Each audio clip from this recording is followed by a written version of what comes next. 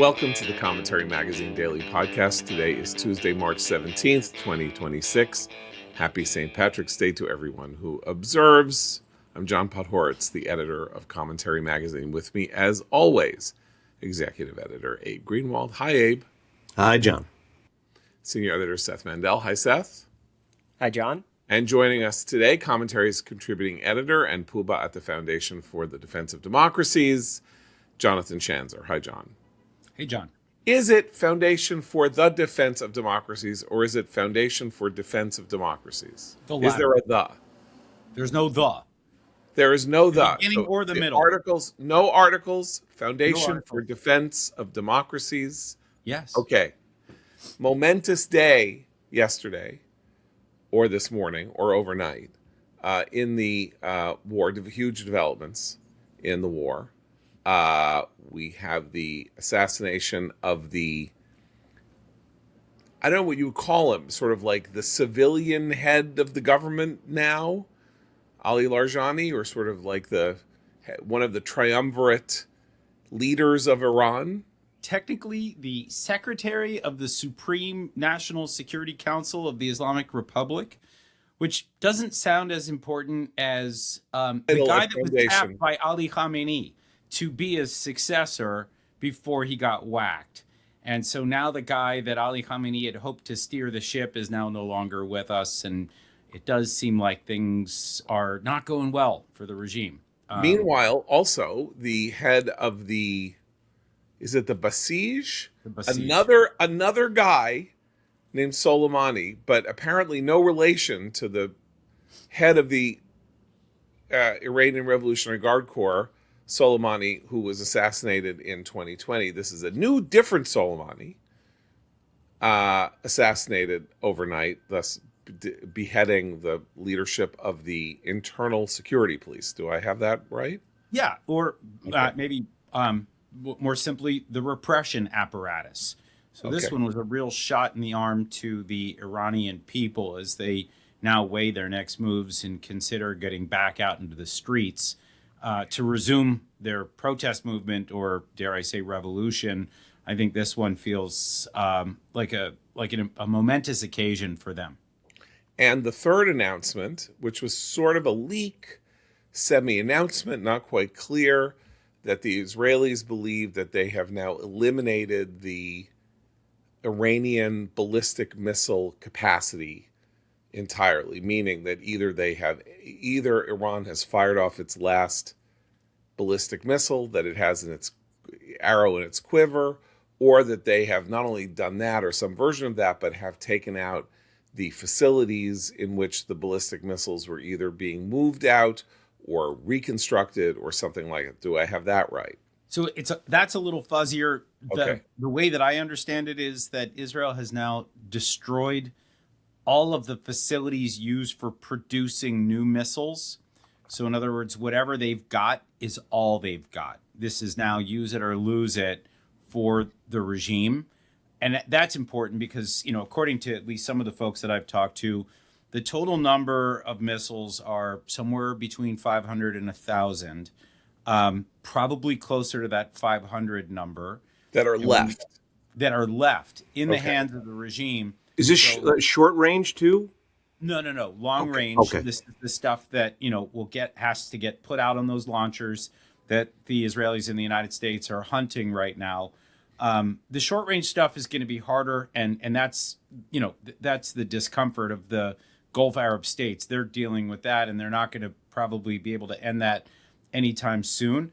But these big missile launches, this is what will, I think, enable the Israelis to probably start to focus more on the northern front as the number of launches out of Iran continues to drop. It has already dropped, and the Israelis have noticed this, that it's like a 90% drop from the first day. They're able to squeeze off a couple every day, as opposed to, several dozen. I think actually it might have even been 160 something on the first day. Now, we're really talking about a handful. So progress, which is not what we're hearing in the mainstream media, but absolutely seeing progress right now. And to move north rather than east, Israel is aggressively moving on Hezbollah targets in Lebanon, which is important because Hezbollah has ballistic missiles and short-range missiles, and because Hezbollah is so close, for example, the siren time between the alert that you have a missile coming to you from Lebanon and the impact is something like 8 seconds. So it's a distinction that you can't get to the shelter in 8 seconds. You could if you were Jesse Owens, but if you're not Jesse Owens, you're not getting there in 8 seconds. Does that date me that I'm making a reference to somebody who's like 90 years ago was famous? I don't even know who's a famous runner now. Okay, except Schanzer, who is a runner. Maybe Schanzer could make it in 8 seconds, but I couldn't. Anyway, but Israel and Lebanon made a ceasefire deal at the end of the Biden administration that the Lebanese government would quiet Hezbollah on Israel's northern border. And when the war started 17 days ago, or however long ago it was that the war started, Hezbollah started firing. And this put the Lebanese government in a terrible quandary because Israel basically said, look, either you do what you said you were going to do, or we're going to have to go in and mow the lawn and take out what we can take out. So how is that going? So it's going, I think, as well as one could expect when you're fighting two fronts at the same time. And I think there are a lot of people who are wondering whether Israel can juggle both of these fronts and potentially have other ones erupt. It's not like this thing's over. So I think there's concern about strategic overreach. But as of yesterday, the Israelis are starting to call up reservists. They have limited operations right now in southern Lebanon. I think the goal is to retake all of southern Lebanon to prevent that 8-second, rocket threat that you just described. And then, to continue to batter the area known as Dahia. This is the southern suburb of Beirut that has just gotten absolutely hammered. This is the stronghold of Hezbollah.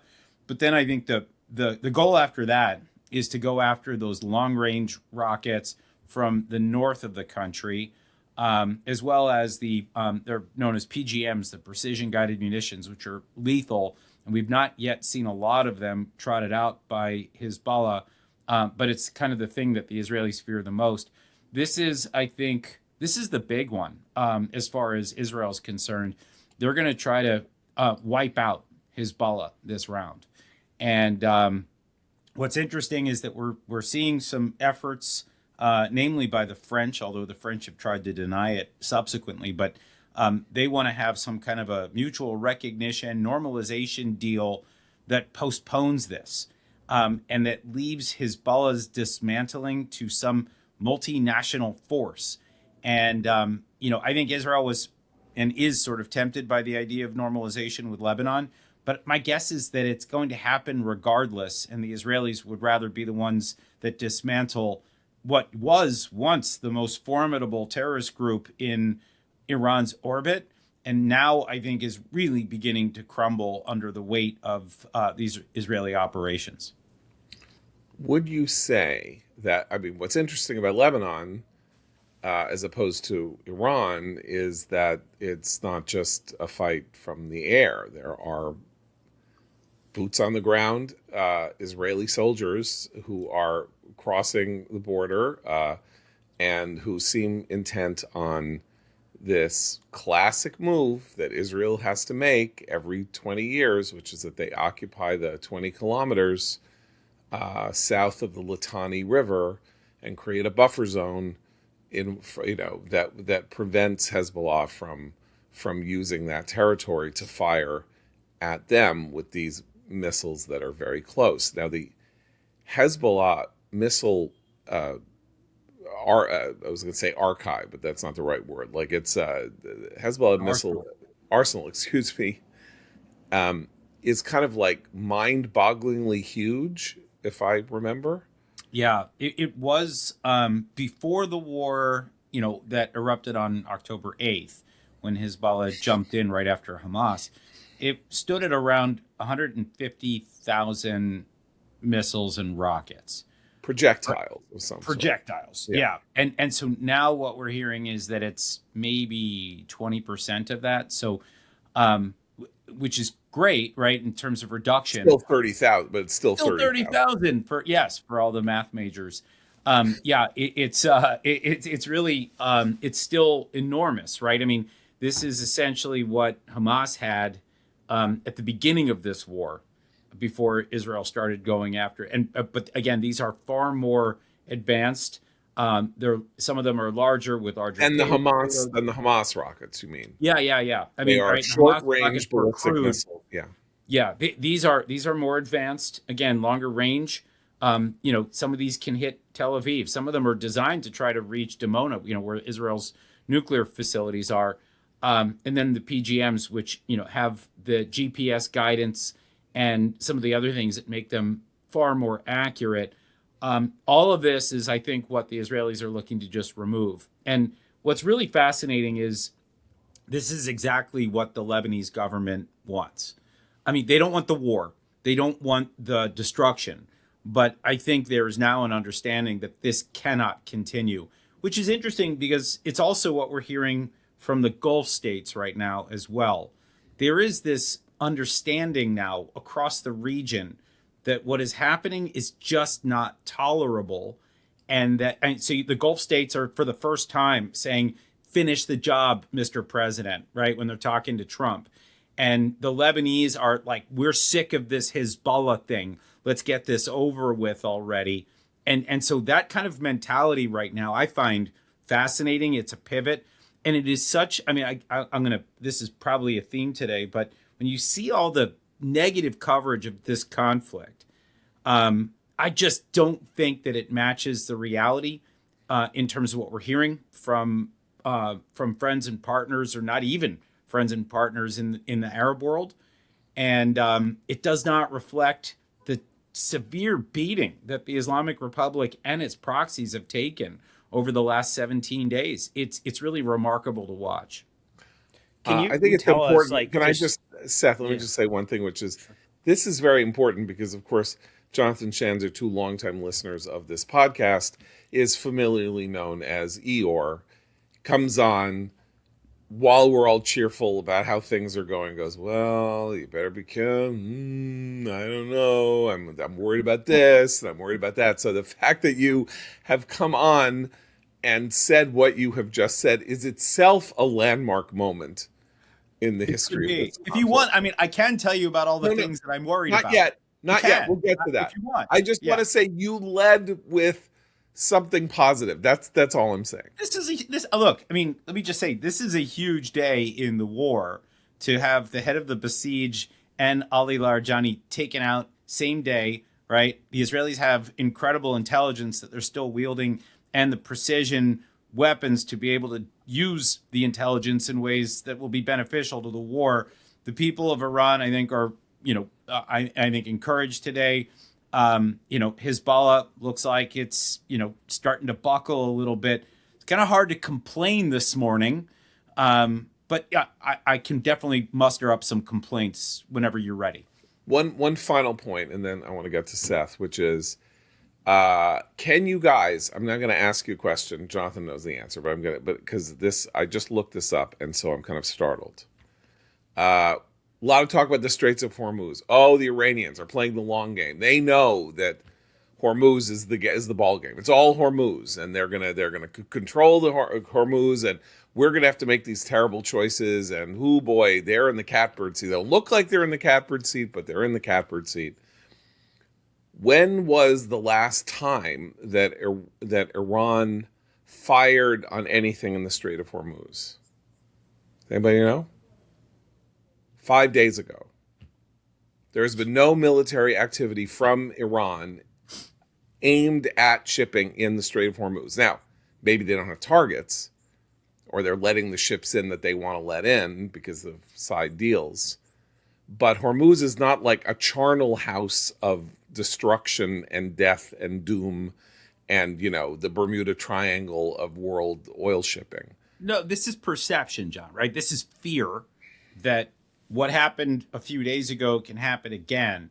And so what actually the analysis is that the Islamic Republic is doing this on the cheap. I mean, and they're doing it just based on market concerns.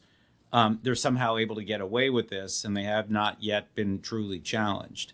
So, I think it's now, it's Pete Hegseth's move. I think this is time for him to tear off his shirt and do some push-ups and then order whatever he's going to do next. Seth, my apologies.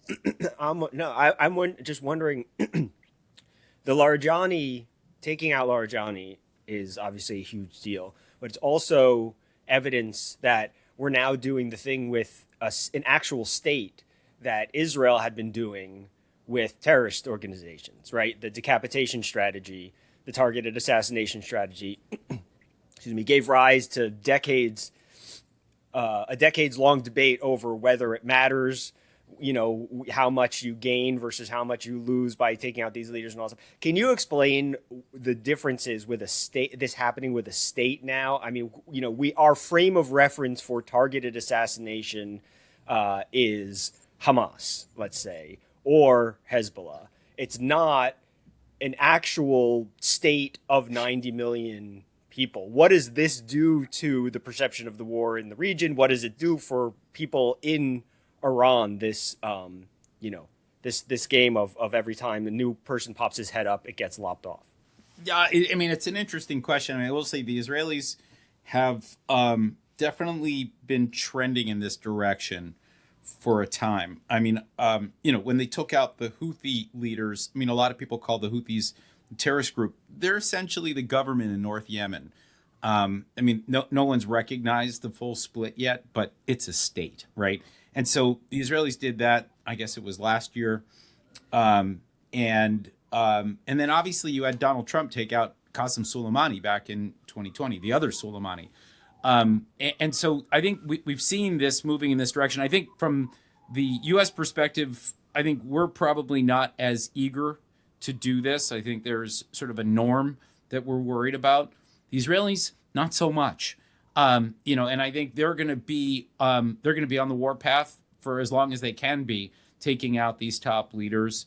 There was a decision reached probably 3 years ago, maybe a little longer, that the regime had to go, and that they started actually planning for this. And it meant decapitation, but it really just meant bringing down this regime at all costs. And I think this is a turning point for the Israeli strategy. For the longest time, we heard about how the Israelis were fighting the arms of the octopus and not going for the head, or right. There are all the different ways that Israeli leaders have described this sort of matrix of proxies. But I think, what Naftali Bennett made exactly that criticism against Bibi, right? Correct. That he said Bibi kept going for the arms instead of the head. Right. And so now no longer they're going for the head, and you can get the sense right now that this strategy is working. The question is, what does working look like in the end? Do they try to do some kind of a Venezuela thing? Obviously, it's not as neat or clean as what happened with Maduro. But with enough of these leaders taken out, can they find some kind of pragmatist within the system that would be willing to take over and work with the United States in some shape or form? That, by the way, will not sit well with the people of Iran, and it may not sit well with the Israelis. But, this could still be where Trump tries to steer things, or we see the entire edifice collapse, and then the chaos comes after, and that will lead to some new leader. But I think there's a lot of unknowns that happen in between, that moment and stasis. Since we're still in the pre-doom and gloom part of the show, excuse me, I want to ask a question here. The reports that the new Ayatollah, the intelligence, is gay. Is this a legitimate piece of intelligence, or is this some sort of psyop? Well, I think it's important, and I will refer to John Podhoritz's tweet. I guess it was from yesterday. Does this mean that he's going to hang himself in public? It is sort of this kind of crazy irony, if it's true, that this guy, just, is naturally and inherently an abomination to the Islamic Republic and its ideology, that in and of itself would be a real blow to the legitimacy of this new supreme leader. So it's Can I undermining. just make the point that this is genuinely no joke, with a reference to our least favorite university, Columbia? If you remember, a lot of the trouble at Columbia that was eventually stirred up 20 years ago over the coming of Ahmadinejad coming to speak at Columbia, and the activation of, among others, an undergraduate named Barry Weiss, who led the student revolt against the invitation by Columbia's president to have Ahmadinejad speak on campus, that the leading professor on the campus, who was the advocate of this in the what was then called the Oriental Studies Department, was a professor named Joseph Massad. And according to Joseph Massad, there were no homosexuals in Iran. There could be no homosexuals in Iran because Shiite... You mean according to Ahmadinejad? No, to Massad. Oh, okay. Because Ahmadinejad said that in his speech also, no? Oh, that's right. He did. And Massad had preceded it by saying there was no such thing as a homosexual in Iran. So this is not just us, having a ha, they're homophobic and now they have to deal with a gay leader. Yeah, ha, ha, ha. Like, this is doctrine that regime apologists, as you said, the sitting president at the time, 18 years ago, said was simply a sort of, I don't know what you would call it, like a physical impossibility. There were no such, this could not be. So if that view has remained the orthodox view of the Shiite leaders, and it is known that in fact young Khamenei is gay and has indulged these proclivities, and that this rumor that his father did not want him to succeed Khamenei Sr. because of this, we have a massive regime legitimacy issue right in the middle of the war that raises questions about how he was actually appointed by this panel, who did it, how could they even have appointed him if he is as severely injured as intelligence suggests he might be. So he was just put in there because he has the name and isn't going to make any trouble for Larijani to do whatever Larijani wants to do, except now Larijani is dead. So he's not a front for Larijani anymore, because Larijani's front is a tombstone. So I think this is a big thing. Like, it's a shockingly big thing. It's not just like Perez Hilton outing somebody, on the web. It has genuine regime consequences. It potentially does. I think the internet in Iran's been shut down now for 17 days. I mean, for anyone who cares about internet freedom right now, and anybody that cares about human rights inside Iran or anywhere else, it's really just amazing that there's really not been a peep about this. So the people right now in Iran are operating largely in the dark. There were just operations, by the way, to confiscate Starlink terminals. This is the satellite system, the private satellite system that Iranians have been using to, smuggle information in and out of Iran. And so anyway, I think I still have questions about how this is being absorbed by the Iranian people. But I think 80% of Iran could care less which way this guy swings. That's kind of the silly part about all of this, is that most Iranians don't care. It's the IRGC themselves and the regime itself and the clerics. These are the people that are wrestling with it. And that's what's fascinating right now, is that, I would pay money to see some of these like WhatsApp groups where they're like, oh my God, did you hear this? Like, what about Mujtaba? What are we doing about this? This is the stuff that kind of would be fun for me, because I think trying to, make sure that their heads don't explode from this news, I think that's what they're struggling with right now. I just want to say I think it's the Iranians that put out the rumors because they're pinkwashing the regime. Okay. Very deep. I see what you did Very there. deep cut. Yeah. Very deep cut. Yeah. So the triumvirate that Larijani and Khamenei apparently are two of has a third. Pezeshkian. Pezeshkian? Masoud Pezeshkian, the Right. president Yeah. of Iran. Right. Okay. The president of Iran is now Pezeshkian. That was the position that Ahmadinejad held 20 years ago. He is not a comfortable person today. They spent 17 days tracking Larijani to kill him. Larijani, of course, knowing that they were trying to kill him, should have been able to evade assassination. If you know, you should be able to hide. And this is really like, boy, there's nowhere to hide. So politically, what happens if Pezeshkian gets it in the next day or two? You don't the Ayatollah is out of commission at best, from what we can tell. There's no head of the council. There will be no president.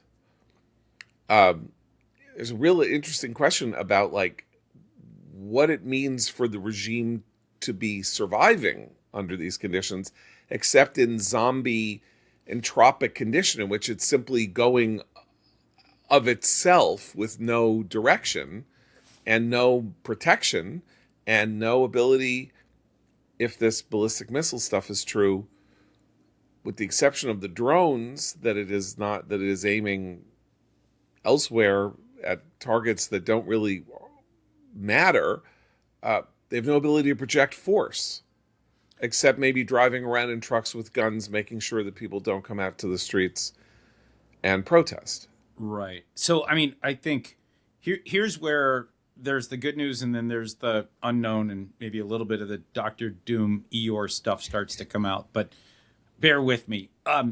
Number one, I mean, Pezeshkian, yes, is an endangered species. I've got questions about Abbas Araghchi, the foreign minister, who's become essentially the spokesperson for the regime during this war.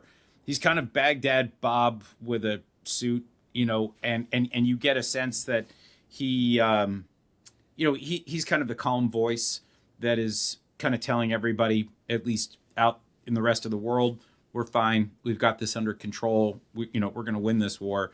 So I do wonder what happens to him next. There's leadership within the IRGC, which I think is really what matters most. But the more they're thinned out, I think the more these people are going to doubt whether they can continue to wage this war. When you look at what happened to Larijani, he was apparently hit in a safe house, so apparently it wasn't safe. The Soleimani hit was apparently in some kind of tent structure, and somehow the Israelis found him out in the field. So this is bad news for the regime, and I think that's where I want to focus first. Now, if you ask me kind of what the regime has moving forward, if their ranks are thinned out and they don't have ballistic missiles, what they have are drones and short-range rockets and shoulder-fired stuff. And what that means is they can harass their immediate neighborhood.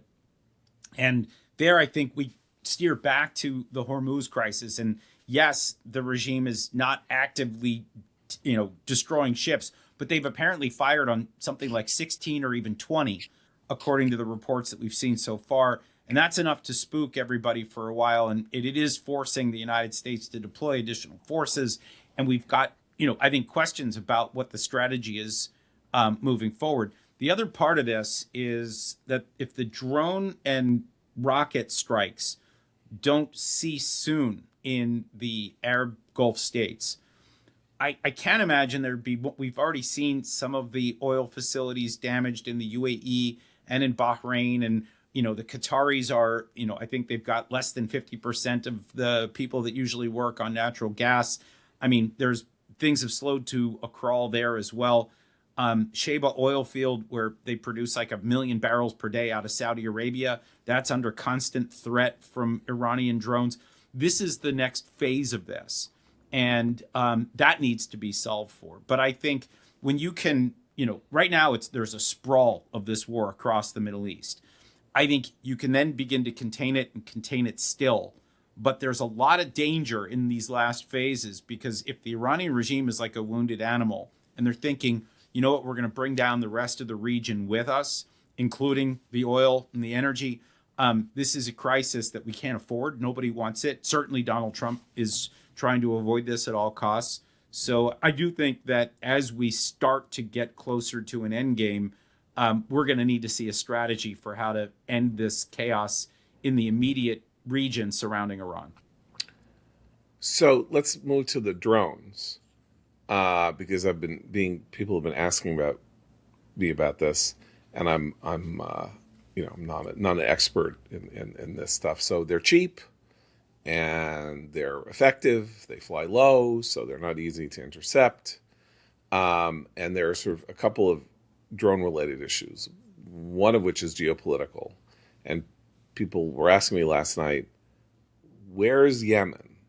Like, Yemen was, of course, firing drones on Israel during the Gaza war, flying long distances, right, like 900 miles or something from Yemen. Had a couple of direct hits in Tel Aviv with these drones, one pretty close to the headquarters of the Israeli military, like a block away. Where's Yemen? Why aren't they in this fight? Are they like keeping themselves in reserve to jump out, the Houthis, and like bedevil everybody? Are they like a final strike capability, or is something going on that has quieted and silenced them? Okay, Do you have any idea about what the story is there? Yeah, so I mean, two things to just note. Number one, the drone threat is one that is something that the Iranians can continue to pose for, I don't know, I think a pretty long time. These Shahed drones, the ones that are, frustrating air defenses around the immediate region, they cost like something like $30,000 to $50,000 to make. They're cheap, all things equal, relative to the damage that they're able to impose. And so, I want to watch that carefully. People talk about Iran as or the Islamic Republic as a drone power in the region, just by the volume, the sheer numbers that they have in their arsenal.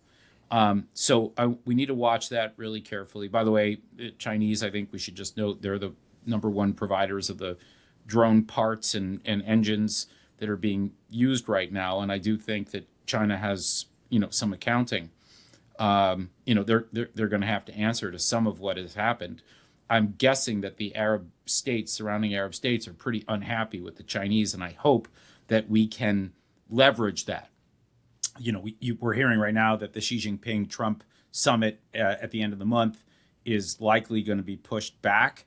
I think Trump had hoped to kind of walk in and say, look at what we just did in the region. Can't quite do that yet with the crisis that's going on. But the Arab states, the surrounding Arab states, have to be aware of the role that China has played, and Russia too, in all of this. And I hope that this begins to tip the balance in the great power competition stuff that we're watching in the region. That's, I think, point number one. As for the Houthis, this is actually one of the strange things that I can't account for right now. And none of the analysis that I've seen or heard has really convinced me that the Houthis have made a decision one way or the other, whether they're going to sit out or jump in. I've seen the Houthis say that they're going to be there for their brethren in Iran, but they have not done so.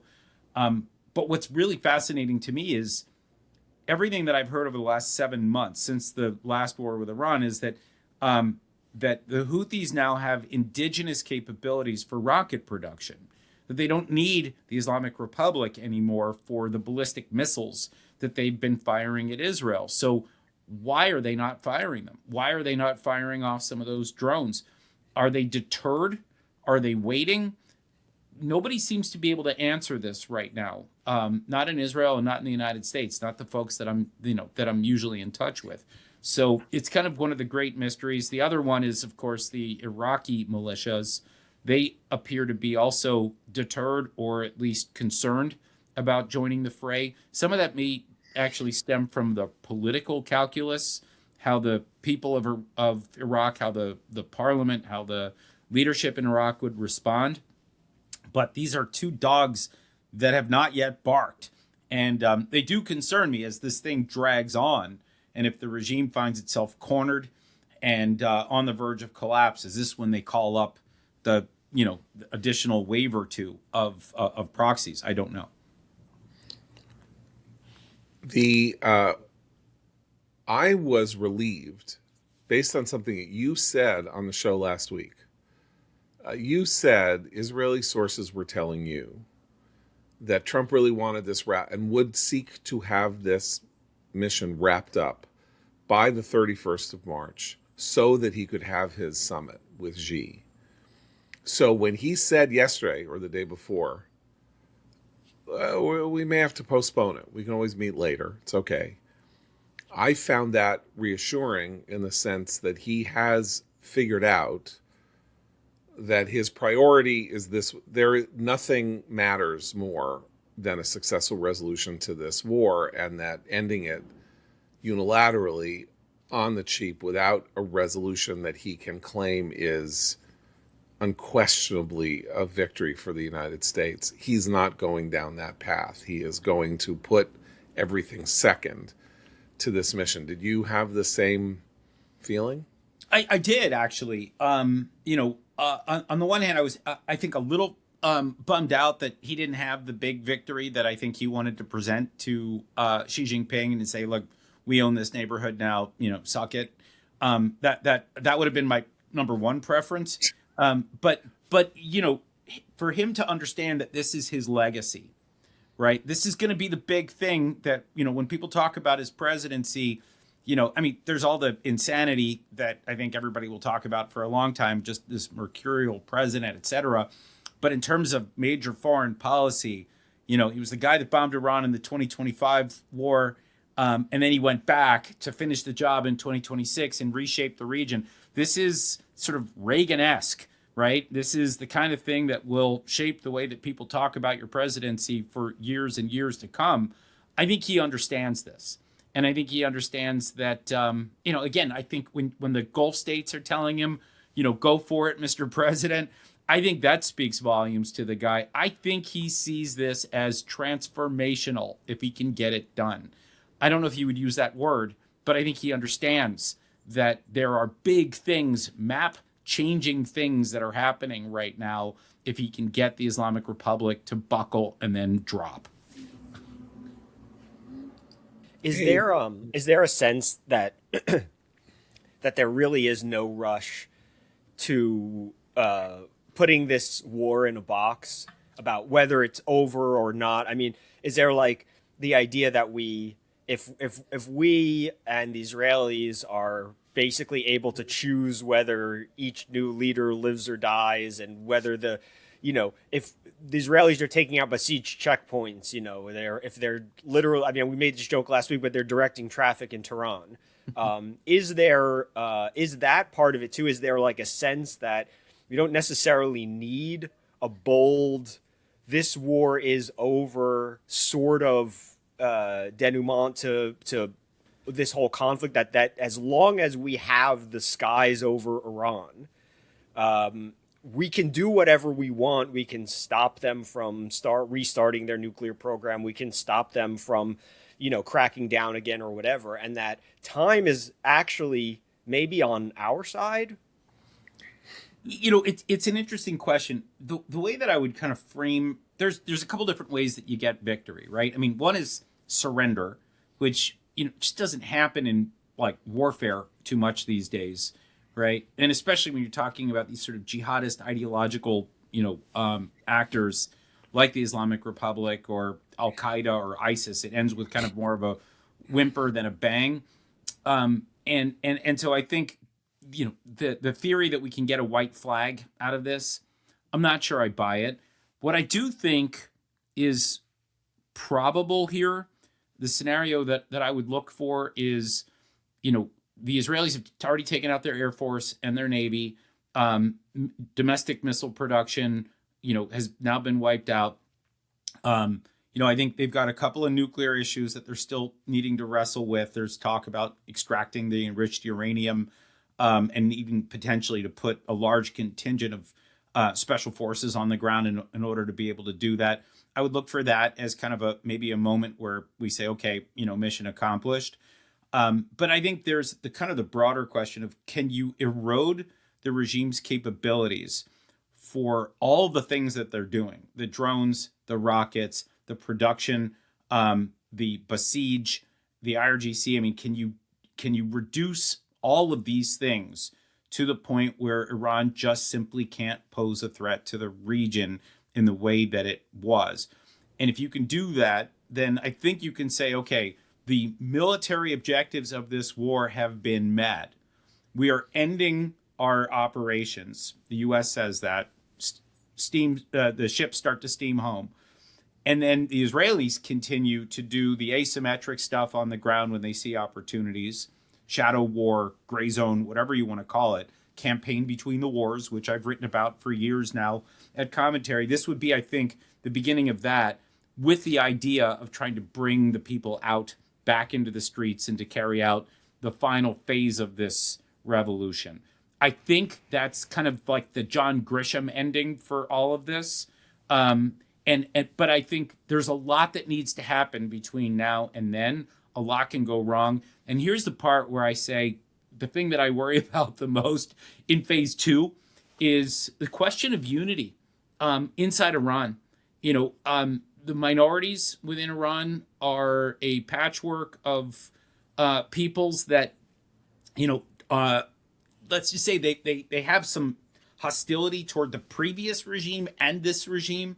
And the Iranians, the majority Iranians are concerned, the Persians are concerned about the Balkanization of Iran in some kind of post-regime construct.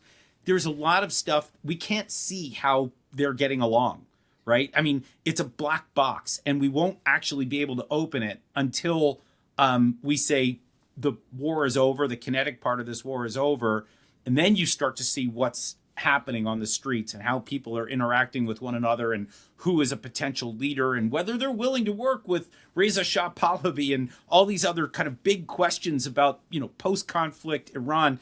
I think, we're rightly focused on the war right now, but there are a lot of complicated questions that will need to be answered, I think, in due course. I think, with that in mind, something to be cognizant of is that because as we've seen, there are so many opponents of this war here in the U.S. I'm speaking of the media mostly, but and others on the left and the right, that because there's so much to wrap up in the ultimate game, after phase one, then there's still the question of bringing the people out to topple the regime and what needs to be done in order for that to be safe, and then preventing the balkanization complications. That even if and when the U.S. wraps up the phase one part that you were talking about, which would be an extraordinary thing, completely destroying the regime's ability to menace the region.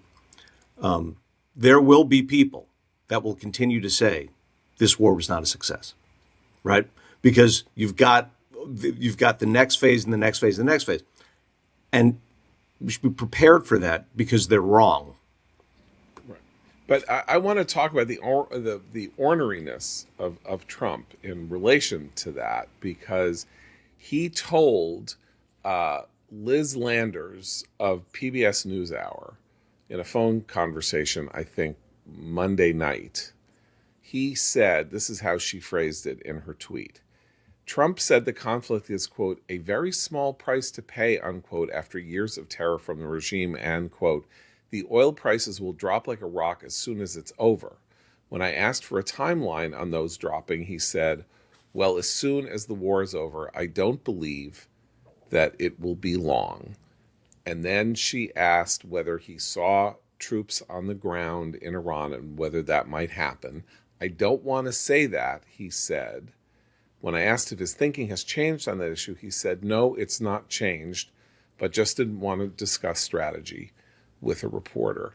This is important because yesterday in a press conference before the Kennedy Center, before he started talking about the white paint that you use on steel that they're going to use at the Kennedy Center, he said, I'm sorry, I lost my train of thought because I decided to make a joke about the paint. So you should really not do that. But yesterday, so he says it's a small price, but yesterday he said, look, the Straits of Hormuz are not even a problem for us.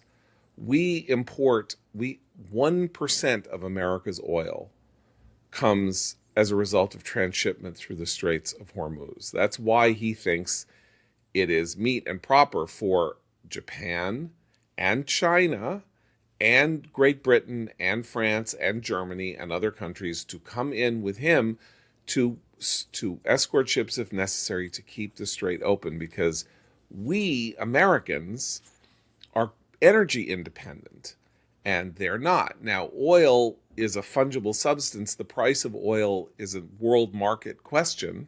So, it matters what if you shut the Straits of Hormuz down, because then on the open market, a barrel of oil that we buy for $60 a barrel will still cost us $120 a barrel if the oil supply shrinks in terms of futures. Like we aren't isolated from world oil prices. In fact, American companies would benefit from a sharp reduction in the amount of oil being produced if they're American energy oil producers. So you would actually have weird parts of the economy that would gain from this. But I think it's striking that he's saying, I'm going on as long as I want to, because whatever price that people are going to pay should be paid, because we got to get this regime out of there. And as long as he is ornery, Abe, this is my feeling, as long as he doesn't say, I got to get the hell out of this because the oil prices are going too high, he seems to have crossed some Rubicon in his head, in my sense, in the last week, where he's like, we're just going to finish this. And so, I'm not, and he's weirdly calmer. I said this yesterday, it seems to me. So he's already decided they're going to say he didn't do it. They're going to say he didn't succeed. They cannot play a role in how, they can't get into his head. And if you want this mission to succeed, you have to not have a date certain on it, like March 31st, which is what Israelis were telling Jonathan last week. You have to have no date certain where he's got to get out, nor some kind of mythical target oil price beyond which the world cannot go, so, to make him pull back. And therefore, what it means for the war to end now comes down to whether he thinks that he has secured the aim of not only ending the regime's ability to project power, but that he has created the conditions, or he and the Israelis have created the conditions, which are not going to happen while the war is on, which is what's important for the regime to collapse. And that's why the Israelis are going to local besieged headquarters and things like that. They are doing whatever they can to send the message to the Iranian people that they are eliminating the people in Iran who would kill them if they decided to try to take their country back. Yeah, and I think, it's funny. I've been ever since I wrote that piece for commentary for you, John. The thought that's been in my mind is, is Trump in danger of making any of the kind of mistakes of the Bush administration, and where they doubled down on a failed strategy and got themselves deeper and deeper into a hole that they couldn't dig out of. I don't think that's where we are I mean, and again, I'm surprising myself by not being all doomy and gloomy with you, but you know, I think this, first of all, we don't have like a strategy of trying to, you know, rebuild society. There's no big thing here. It's actually about destroying something, and we've got ample tools to do that, and we're using them. And I think that's important. And I think, you know, Donald Trump has a lot of faith in the U.S. military, and I think for good reason. It's remarkable what our military has done, and it's remarkable what they've done in tandem with the Israelis. And I mean, I don't think anybody has talked enough about this, the success story of what's happening right now between the Israeli military and the United States, the way that, you know, Israelis are fighting this war in English. It's their first war in English, and they are, I mean, completely integrated into what's happening here.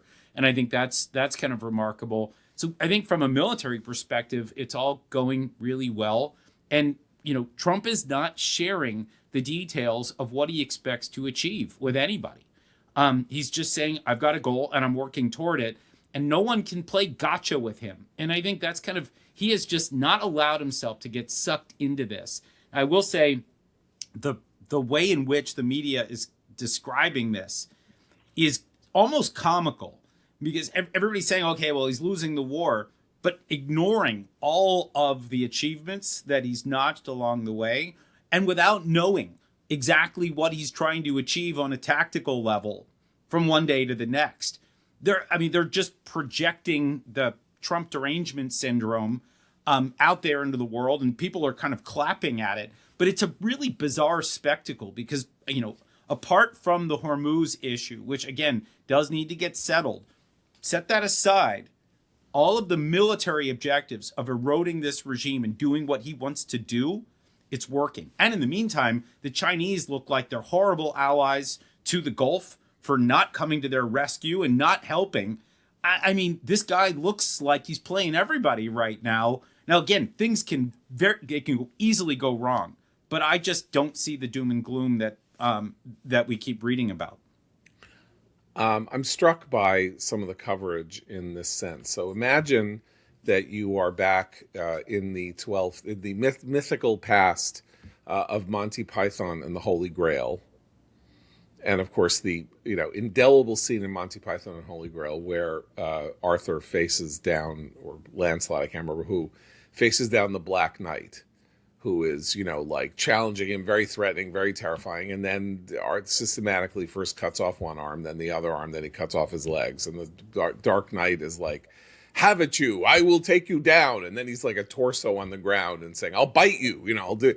And instead of it being a hilarious scene, you have media commentators looking at the Dark Knight losing his arm, losing his leg, losing his other arm, losing his other leg, and becoming a torso on the ground. And they're going, the Dark Knight is really holding his own. Not only that, but the Dark Knight is playing a long game.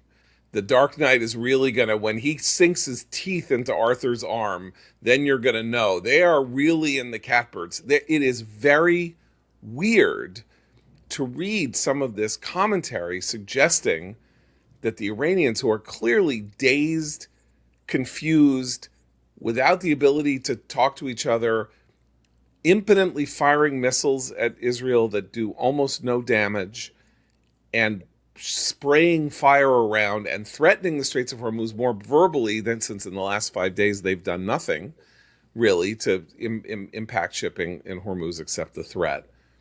And it is as though people are saying they're doing, boy, gotta hand it to them. It's really great. Meanwhile, there's a headline at Al Jazeera yesterday saying the strategy against Iran is working. Here's why. Yeah. I mean, you have to presume that the strategy isn't working in order to make an argument that the strategy isn't working. Your prior has to be, this can't work. Right. Now, there is a logic to say this can't work because you can't destroy a regime from the air and it's never worked. So I'm pessimistic about that. Or, Iran's ideological roots are so deep and the regime's roots are sunk so deep that they cannot pull it out from its roots. And all this idea that the Iranian people are ready to rise up flies in the face of just how strong Shiite ideology and the millenarian feelings are there and all of that. But you have to bring that into the conversation without reference to the actual effect of 17 days of 5,000 strikes a day. Well, that's the trick. That's the trick of the criticism of the war, is that if I believe that you can't destroy a regime from the air, this has already failed, and therefore you don't have to measure it. It's like, it's like a baseball game. Like, you don't have to measure it by the runs scored by each team. You just measure it about, whether they have, a chance to, I don't know, win the World Series or something like that. It's like, you don't have to actually defend based on what's happening in the war. You can even acknowledge, if you want, that the strikes are effective for what they're doing.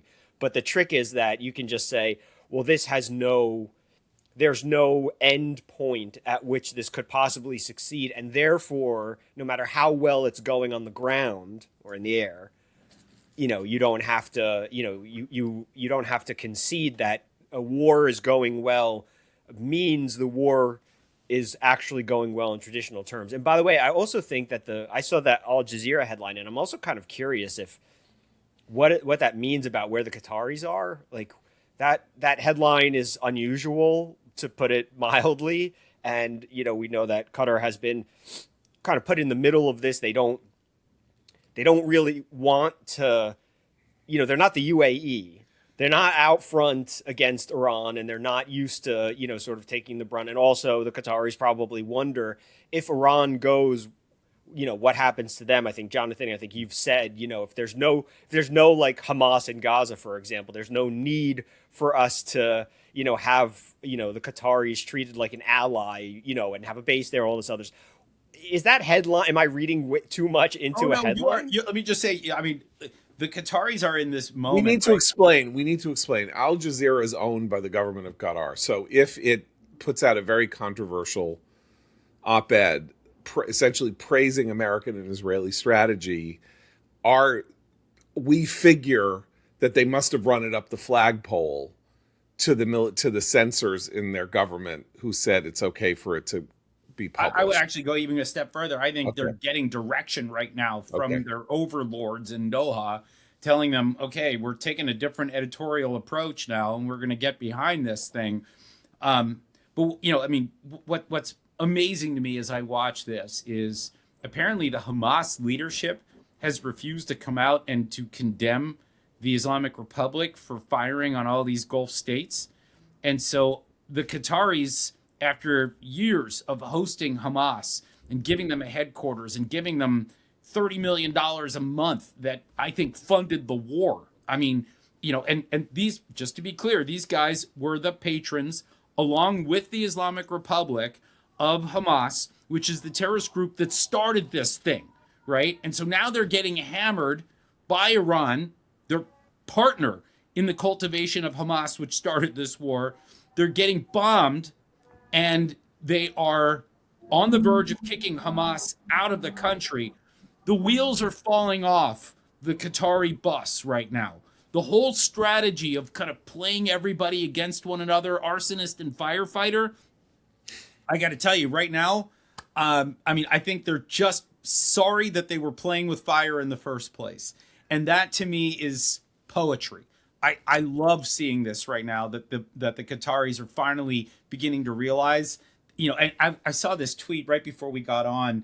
The Qatari emir met with the king of Jordan, and the two of them were lamenting how they got dragged into this, and that they were bystanders, and that they, that they're like, oh God, look at how unfair the world is, how tough and I'm thinking, you know what, Qataris, you've been at the center of this, you've inserted yourself into this, and you're just getting the beating that you deserved. So, I think there is some really interesting stuff that can happen. This is all going to depend on Trump, and it always does, right? But this is the moment where we can start to say, you want to be an ally of ours? Okay, fine. Here are the new rules, right? No more of sponsoring Taliban and Hamas and Muslim Brotherhood, and no more sheltering Al-Qaeda and ISIS. You're going to be an energy producer. You're going to be the place where we have our base and nothing else. That would be that would be poetry as far as I'm concerned. I know, Jonathan, I know you got to run soon, but I have a quick question I'm really curious about that you just made me think of. So during the entirety of Israel's war, post October 7th, there was on social media, primarily, overwhelmingly on TikTok, this huge foreign influence operation to get these TikToks up to influence all the kids essentially, or whomever else watching. Has that dried up now? I mean, the sort of Qatari funded, Iranian funded. Are there less of those the propaganda TikTok, because resources have to go to actual fighting and defense, or B, because, as you say, they're like, we're just sorry we got involved in this to begin with? I think actually it's an interesting question, and I don't know how to answer it yet. I think these things take a little while, where you start to be able to see these, narratives that emerge on social media. What I find interesting is this is, at the end of the day, of course, a Chinese app, right? It's a Chinese algorithm. And everything that we've learned over the last couple of years is that the Chinese government has been actually promoting an algorithm that elevates and amplifies this kind of anti-Israel, anti-American sentiment, anti-Semitic, by the way, too. You'll see that they have actually, amplified that as well. So the question is, are there fewer people saying this and the Chinese just continue to amplify it? Or do we start to see a leveling off of all of it? That is something I'd love to find out. We have at FDD, we've got a cyber team that looks at this sort of stuff at information operations. So stay tuned. I'd love to be able to get back to you with a clear answer. Okay, Jonathan Schanzer, your FDD morning brief runs. Is it Monday, daily? Wednesday, Friday? Monday, Wednesday, Friday. Fantastic resource. Kind of like this is an off day for that. So Jonathan's giving us what he might be giving you tomorrow morning, for example, on the FDD morning brief about what happens between now and then. So you should listen. Go to commentary.org and read Jonathan's article, Regime Change Without Nation Building, as part of our package, our April issue package. And one thing I just want to know, tomorrow actually should be a really fun morning brief for one reason. I'm getting Scooter Libby to come on to talk about how you handle wars when you're getting inundated with American voices that are cheering for your demise. And to sort of talk about this weird dissonance of cheering against the American military that is fighting for the country. And just that conversation I'm excited for, because I just haven't heard anybody talk about it when they've lived it, and he has. All right, so there we have it. Thanks for coming on. And for Seth and Abe, I'm John Podhoretz. Keep the candle burning.